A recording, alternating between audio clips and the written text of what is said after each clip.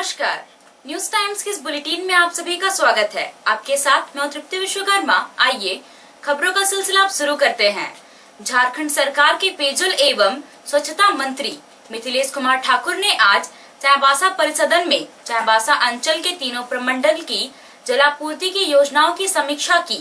उन्होंने पेयजल आपूर्ति की योजनाओं के काम में तेजी लाने का निर्देश दिया। मंत्री ने कहा कि 2024 तक राज्य के हर घर को नल से जोड़ना है, इसलिए सभी प्रमंडल के कार्यपालक अभियंता अपना उत्तरदायित्व समझकर काम करें, अन्यथा उनके ऊपर कार्रवाई होगी। यदि एजेंसी समय पर काम पूरा नहीं करती है तो उसे डिबार करते हुए कार्रवाई की जाएगी। जब तक हर घर तक जल नहीं पहुंच जाएगा, तब तक किसी भी योजना को पूरा नहीं माना जाएगा। मंत्री ने कहा कि ज़्यादातर बड़ी योजनाएं संचालित हो रही हैं, इसलिए उन योजनाओं के पूरा होने तक वैकल्पिक व्यवस्था करने का निर्देश पदाधिकारियों को दिया गया है। साथ ही पदाधिकारियों को यह चेतावनी दी गई है कि यदि किसी योजना को लेकर कोई शिकायत मिलेगी तो संबंधित अभियंता के खिलाफ कार्रवाई की जाएगी। छोटी जलापूर्ति योजनाओं को दुरुस्त किया जा रहा है। सभी खराब पड़े चापानलों को ठीक किया जा रहा है।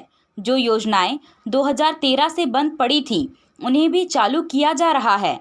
मंत्री ने कहा कि विधायकों की अनुशंसा पर हर पंचायत में 5-5 चापाकल लगाने का काम चल रहा है, जिसे जून तक पूरा करना है। स्वच्छ भारत मिशन के बारे में जानकारी देते हुए मंत्री मिथिलेश कुमार ठाकुर ने कहा कि जिन घरों में अभी तक शौचालय नहीं बना है, उसे पूरा करने का निर्देश दिया गया है। फेज 2 शुरू होने वाला है, लेकिन जब तक फेज 1 का काम पूरा नहीं होगा, तब तक फेज 2 को चालू नहीं किया जाएगा। कोविड प्रोटोकॉल का पालन करते हुए हमने आज समीक्षा की है और निर्देश दिया है कि जो भी ऑनगोइंग जो भी योजनाएं अभी चल रही हैं, बड़ी योजनाएं, छोटी योजनाएं, उसमें तेजी लाई जाए। और हमारा जो लक्ष्य है कि 2024 तक हमें हरेक घरों को नल के जल के माध्यम से जोड़ना है, नल का शुद्ध पानी पहुंचाना है। उस लक्ष्य को हम प्राप्त कर सकें। और हमने अभियंताओं को भी ये निर्देश दिया है कि आप सिर्फ रूटीन वर्क नहीं करें, आप अपनी रिस्पॉन्सिबिलिटी समझकर काम करें, नहीं तो आप पर कार्रवाई होगी। और जो एजेंसी अपने काम में तेजी नहीं ला रही है, एजेंसी अपने काम पर समय पर पूरा नहीं कर पा रही है। कोविड को लेकर 6 महीने का एक्सटेंशन भी दिया गया था सभी एजेंसियों को। अगर समय पर पूरा नहीं कर पा रही है और परफॉर्मेंस अच्छा नहीं है, तो वैसी एजेंसियों को डिबार के लिए आप लोग कार्रवाई होती है वो करें। कोई भी योजना जिसमें 100% हाउस होल्ड कनेक्शन नहीं होगा, उस योजना को पूरा नहीं माना जाएगा। और वैसी योजनाएं जिसका डीपीआर पहले बना है और उस योजना से पूरे वर्ष लोगों को पानी नहीं मिल पाएगा, गर्मी के दिनों में अगर दिक्कत होती है, तो उसके लिए दूसरी कार्य योजना बनाकर, जैसे कि चेक डैम बनाकर और डीप बोरिंग करवाकर वैकल्पिक व्यवस्था भी रहे कि पूरे साल उस योजना से लोगों को पानी मिल सके। और स्वच्छ भारत मिशन में भी तेजी लाने का काम हमने कहा है कि जहाँ जहाँ शौचालय का निर्माण नहीं हो पाया है, उन सभी घरों को आच्छादित किया जाए, सभी घरों को शौचालय वहाँ बनाया जाए। और फेज 2 भी SDM का शुरू होने वाला है। जब तक हम फेज 1 का कंप्लीशन नहीं देते हैं, तब तक फेज 2 का काम शुरू नहीं हो पाएगा। इसलिए फेज 1 का कंप्लीशन जल्द से जल्द हमारे विभाग के द्वारा हमने कहा है। चाईबासा शहरी जलापूर्ति योजना को लेकर पूछे गए सवाल के जवाब में मंत्री ने कहा कि इस योजना की डेडलाइन अक्टूबर 2021 है, लेकिन इसे सितंबर तक पूरा करने का लक्ष्य रखा गया है। उन्होंने कहा कि चाईबासा नगर परिषद के कार्यकारी अध्यक्ष और वार्ड पार्षदों से आग्रह किया गया है कि वह काम को बाधित न करें। कोई भी घर छूटने नहीं पाएगा। यदि ज़रूरी हुआ तो योजना को रिवाइज करके उद्घाटन से पहले बाकी घरों को भी जोड़ा जाएगा। देखिए, उसका कंप्लीशन का डेट ऑफ कंप्लीशन जो है वो अक्टूबर है। मैंने सितंबर 1 महीने पहले डेडलाइन दिया है कि 1 महीने पहले सारी बाधाओं को दूर करते हुए किसी तरह का इस बार कुछ भी नहीं सुनेंगे। हमने सितंबर दिया है कि सितंबर में मैं उस योजना का उद्घाटन करूंगा। और हमें उम्मीद है कि हमारा जो निर्देश हमने दिए हैं, हमारे विभाग के अभियंतागण उस पर काम करेंगे और नगर परिषद की ओर से भी किसी तरह की कोई बाधा नहीं आएगी। और सितंबर में हम आपके माध्यम से ये वार्ड पार्षद महोदय लोगों को भी और नगर परिषद के अध्यक्ष जो कार्यकारी अध्यक्ष हैं उनको भी ये बताना चाहेंगे कि आपके वार्ड में योजना आ रही है, काम हो रहा है, जहाँ छूट रहा है पाइपलाइन का काम वहाँ बाधित न करें। एक भी गली एक भी घर नहीं छूटेगा। कुछ सर्वे में कमियां हैं उसको पूरा करके और रिवाइज एस्टिमेट करके हम लोग एक एक घर तक पहुंचाएंगे, लेकिन कार्य बाधित होने की कुछ वार्ड पार्षदों के द्वारा कि इस गली में नहीं जाएगा अगर पाइप, तो हम यहाँ काम नहीं होने देंगे। तो आपके माध्यम से हम वार्ड पार्षदों को भी ये आग्रह करेंगे कि अपने अपने वार्ड में जहाँ काम हो रहा है काम निर्बाध रूप से जारी रहने दें, और जहाँ जो भी छूट जाएगी गली, चाहे जो भी घर छूट जाएगा, वहाँ फिर से इसी योजना के जब उद्घाटन के पहले कनेक्शन वहाँ हो जाएगा। झारखंड के मुख्यमंत्री हेमंत सोरेन ने अनलॉक प्रक्रिया को लेकर राज्य के लोगों से विचार मांगा है। इस पर एक सवाल का जवाब देते हुए मंत्री मिथिलेश कुमार ठाकुर ने कहा कि मुख्यमंत्री हेमंत सोरेन बहुत सोच विचार कर काम करते हैं। झारखंड के लोगों के विचार के अनुसार ही हम अनलॉक की ओर बढ़ेंगे। कोरोना से लड़ाई के लिए हमारी सरकार एक मिशन के रूप में काम कर रही है। घर घर जाकर जांच की जा रही है और लोगों को दवा दी जा रही है। जल्द ही हम इस महामारी से मुक्ति पा लेंगे। हमारे माननीय मुख्यमंत्री कोई भी काम करते हैं तो बहुत गंभीरता के साथ, बहुत सोच विचार करके, सारे लोगों का राय लेकर, चाहे वो आम जनता हो, जनप्रतिनिधि हो, प्रशासनिक पदाधिकारी हो, सभी लोगों की राय के साथ कोई भी काम हमारे माननीय मुख्यमंत्री आनंद फानंद में कोई काम नहीं करते। जैसा पिछले वर्ष हुआ था कि रातों रात पूरा देश बंद कर दिया गया, तो हम लोग बहुत सोच विचार करते हैं। हमारे माननीय मुख्यमंत्री इस पर विचार करेंगे और लोगों की जो राय होगी उस राय के अनुसार, क्योंकि अभी तो कोविड के संक्रमण पर बहुत हद तक हमने सीमित साधन संसाधनों में हमारे माननीय मुख्यमंत्री की प्रबंधन क्षमता, उनकी दूरदर्शिता का परिणाम रहा कि हम लोगों ने बहुत सीमित संसाधनों में और बहुत कम समय में इस संक्रमण पर बहुत हद तक काबू पा लिया है। अभी एक बहुत बड़ा हमारा एक मिशन चल रहा है कि हर एक घर में हमारी सहिया बहनें, आंगनबाड़ी सेविका, आंगनबाड़ी सहायिका और जो भी हमारे JSNPS के कर्मी हैं, सभी लोग घर घर जाकर जांच कर रहे हैं और जो भी वैसे संभावित लोग मिल रहे हैं उनका समुचित उपचार किया जा रहा है। तो हमें पूरी उम्मीद है कि हम बहुत जल्द इस कोरोना के दूसरे लहर से मुक्त हो जाएंगे और राज्यवासियों को राहत मिलेगी। रविवार की रात करीब 12:30 बजे चाईबासा के मंगला हाट की दुकानों में भीषण आग लग गई। आग लगने के कारण करीब 9 दुकानें जलकर खाक हो गई। इस आगजनी में लाखों का नुकसान हुआ है। दुकानदारों का कहना है कि जब एक माह से दुकान बंद है और दुकान की बिजली कटी है तो यह आग कैसे लगी, यह जांच का विषय है। इसमें प्रशासन को अपने स्तर से जांच करनी चाहिए। आखिरकार जब दुकान बंद है, दुकान की बिजली कटी है, तो फिर आग लगने का कारण क्या है? क्योंकि आए दिन मंगला हाट में आगजनी की घटना होती रहती है, जिसमें वहां के दुकानदारों को काफी नुकसान होता है। आपको बता दें कि चाईबासा के मंगला हाट में जूते, चप्पल, कपड़े, मनिहारी आदि की दुकान है। 2 वर्ष पहले भी इस तरह की घटना हुई थी, जिसमें दर्जनों दुकानें जलकर खाक हो गई थी। उस वक्त भी कहा गया था कि यह शॉर्ट सर्किट का मामला है, मगर आज की घटना में दुकानदार यह मानने को तैयार नहीं है कि यह शॉर्ट सर्किट का मामला है। इसलिए दुकानदारों ने प्रशासन से मांग की है कि वह अपने स्तर से इसकी जांच कराएं। दुकानदारों का भी यह आरोप है कि जब वह वहां रात को सोते थे तो उन्हें क्यों प्रशासन के द्वारा हटाया गया। वह सभी अपनी अपनी दुकानों की रखवाली किया करते थे। दुकानदारों ने प्रशासन से यह मांग की है कि पुलिस प्रशासन मंगला हाट में गश्ती बढ़ाए, क्योंकि रात के अंधेरे में असामाजिक तत्वों के द्वारा नशापान का सेवन मंगला हाट में किया जाता है और उसके बाद असामाजिक तत्वों के द्वारा शायद इस तरह की घटनाओं को अंजाम दिया जाता है।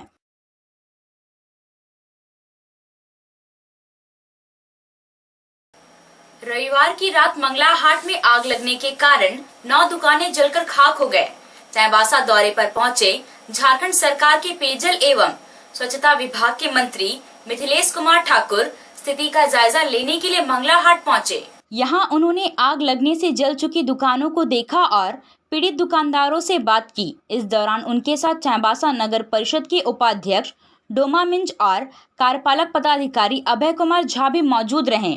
खुदरा दुकानदार कल्याण समिति के अध्यक्ष दिलीप राम और अन्य सदस्यों ने मंत्री के समक्ष अपनी समस्याओं को रखा, जिसके बाद मंत्री द्वारा नगर परिषद के कार्यपालक पदाधिकारी को सुझाव दिया गया कि यहां विभागीय स्तर से अनुमति लेकर दुकानों का निर्माण कराएं और जो दुकानदार यहां वर्षों से अपनी आजीविका चला रहे हैं उन्हें दुकान उपलब्ध करवाएं। आग लगने के कारण 9 दुकानें पूरी तरह जलकर खाक हो गई हैं। पीड़ित दुकानदारों को मंत्री मिथिलेश कुमार ठाकुर द्वारा 15,000 रुपए की आर्थिक मदद का आश्वासन दिया गया। लेकिन ऑथराइज तो अभी नहीं है। आगे आप लोग थोड़ा दिन परेशानी हो, थोड़ा दिन कष्ट हो, तो सर यहाँ उसको झेलते हुए उसको झेलते अभी जब शुरू नहीं होगा काम तब तक तो आप लोग लगा ही रहे सालों से। हम तो आदेश नहीं दे सकते हैं, लेकिन आप लोग अपना जीविका चलाइए और 15-15 हजार रुपये हम अपनी ओर से आप लोगों को। हम मंगला हाट पे लोग दुकान लगाते हैं। ये नित्य प्रति का लगभग हर एक वर्ष ऐसी दुर्घटना हो जाती है कि शॉर्ट सर्किट हो या किसी अन्य कारणों से आग लग जाता है। कल रात में भी कुछ दुकानें यहाँ जल गई हैं। मैं उनका निरीक्षण करने आया था और निर्देश दिया है मैंने कि जितनी जल्दी हो सके ऑथराइज रूप से नगर परिषद के अधीन ही आता है। नगर परिषद के कार्यपालक पदाधिकारी को मैंने निर्देश दिया है कि ये जल्द से जल्द यहाँ पे परमानेंट स्ट्रक्चर करके और जो लोग यहाँ पे पहले से अपनी आजीविका चला रहे हैं उन लोगों को नियम पूर्वक आवंटित कर दिया जाए। सिर्फ 15-15 हजार रुपये मैंने अपने निधि से अपने विवेकाधीन कोटा जो हमारा होता है उससे 15-15 हजार रुपये। चाईबासा के विधायक दीपक बिरुआ की पहल पर सदर प्रखंड की कुर्सी पंचायत के लादूबासा गांव में 25 केवी का ट्रांसफार्मर उपलब्ध हुआ। ट्रांसफार्मर मिलने से ग्रामीणों में खुशी की लहर है। लादूबासा गांव में चक्रवाती तूफान के कारण ट्रांसफार्मर खराब हो गया था, जिसके कारण ग्रामीणों को अंधेरे में रहने को विवश होना पड़ रहा था। विद्युत नहीं रहने के कारण ग्रामीणों को कई परेशानियों का भी सामना करना पड़ रहा था। गांव के लालू माइकलन ने कहा कि विधायक के पहल पर ट्रांसफार्मर मिल गया है। रात्रि में ट्रांसफार्मर चार्ज होने के बाद सुबह से विद्युत व्यवस्था बहाल कर दिया जाएगा। झारखंड विधानसभा के अध्यक्ष ने वर्ष 2021-22 के लिए चाईबासा के विधायक दीपक बिरुआ को झारखंड विधानसभा प्राक्कलन समिति का सभापति मनोनीत किया है, जबकि विधानसभा के सचिव सभा सचिव होंगे। झारखंड विधानसभा के अध्यक्ष ने वर्ष 2021-22 के लिए झारखंड विधानसभा नियम समिति का भी विस्तार किया है। झारखंड विधानसभा की प्रक्रिया तथा कार्य संचालन के नियम 239 के अधीन शक्तियों का प्रयोग करते हुए विधानसभा अध्यक्ष के द्वारा प्राक्कलन समिति को 2021-22 के लिए विस्तारित किया गया है, जिसमें सभापति दीपक बिरुआ के साथ विधायक वैद्यनाथ राम, विधायक नारायण दास, विधायक अंबा प्रसाद और विधायक लंबोदर महतो को सदस्य बनाया गया है। डांगवा पोसी रेलवे यार्ड में ब्रिज के पास 45 वर्षीय रेल कर्मी प्रधान पूर्ति की रेल से कटकर मौत हो गई। प्रधान पूर्ति उपस्कर अनुभाग डिपो में कार्यरत थे। वह डांगवा पोसी से सटे पास के ही गांव पूर्ति दिघिया के स्थानीय निवासी थे और रेलवे में एमसीएम के पद पर कार्यरत थे। वह किसी लंबी बीमारी से बीमार चल रहे थे। सोमवार की सुबह करीब 5:30 बजे घर से टहलने के लिए निकले थे और इसी दौरान हादसा हो गया। घटना की जानकारी मिलते ही उनके परिजनों और सहकर्मियों में शोक की लहर दौड़ पड़ी। शव की पहचान होते ही डांगवा पोसी जीआरपी ने शव को अपने कब्जे में ले लिया और उसे अंतिम परीक्षण के लिए भेज दिया। राज्य की महिला, बाल विकास एवं सामाजिक सुरक्षा मंत्री जोबा मांझी ने सोमवार को सोनुआ और गोइलकेरा अस्पताल में कोविड-19 वैक्सीनेशन और कोरोना मरीजों के इलाज की सुविधाओं का जायजा लिया। मौके पर उन्होंने वैक्सीनेशन और अस्पताल में कोरोना मरीजों के लिए बेड और इलाज की सुविधाओं की जानकारी लेते हुए प्रभारी चिकित्सा पदाधिकारी को कई दिशा निर्देश दिया। गोइलकेरा अस्पताल के पुराने भवन की जर्जर स्थिति और जगह की कमी से स्वास्थ्य सुविधाओं की समस्या को देखते हुए उन्होंने मुख्यमंत्री और विभागीय मंत्री से बात कर यहां नया अस्पताल भवन बनाने की बात कही। पश्चिमी सिंहभूम जिले के तातनगर थाना क्षेत्र के भादुडी गांव में आम तोड़ने के दौरान पेड़ से गिरकर 10 वर्षीय किशोरी नीतिमा बिरुली गंभीर रूप से जख्मी हो गई। घटना की जानकारी मिलने पर परिजनों ने जख्मी किशोरी को इलाज के लिए सदर अस्पताल में भर्ती कराया। गंभीर स्थिति को देखते हुए चिकित्सकों ने बेहतर इलाज के लिए एमजीएम रेफर कर दिया। एमजीएम में स्थिति की गंभीरता को देखते हुए रिम्स रेफर कर दिया गया है। परिजनों ने बताया कि नीतिमा आम तोड़ने बच्चों के साथ पेड़ पर चढ़ी थी। आम के पेड़ के बगल में इमली का पेड़ है। वह एक पेड़ से दूसरे पेड़ पर जा रही थी। इसी दौरान वह पेड़ से गिर पड़ी। पश्चिमी सिंहभूम जिले के टोकलो थाना क्षेत्र के झरझरा टोयबो गांव में सोमवार को जिले के एसपी अजय लिंडा और एएसपी नाथू सिंह मीना ने सहित पुलिस जवान लखिंदर मुंडा प्रतिमा का अनावरण किया। मौके पर एसपी और एएसपी ने लखिंद्र मुंडा के परिजनों को शॉल ओढ़ाकर सम्मानित किया। एसपी अजय लिंडा ने कहा कि चाईबासा जिला पुलिस के जवान रहे लखिंद्र मुंडा पिछले वर्ष आज के दिन ही नक्सल अभियान के दौरान शहीद हो गए थे। एसपी ने लखिंद्र मुंडा के पुलिस जवान के रूप में सेवा भावना की प्रशंसा करते हुए कहा कि वे हमेशा अदम्य साहस का परिचय देते हुए नक्सल विरोधी अभियान में आगे रहते थे। उन्होंने कहा कि यहाँ बनाई गई उनकी प्रतिमा हमेशा उनके अदम्य साहस को याद दिलाती रहेगी। जिला पुलिस हमेशा लखिंद्र मुंडा के परिजनों के साथ है। आज हमारे जाबाज शहीद सिपाही लखिंदर मुंडा एवं जाबाज एसपीओ सुंदर महतो का पुण्यतिथि है। आज के दिन ही एक साल पहले दोनों ने नक्सली विरोधी अभियान के तहत अपना शहादत दिया था।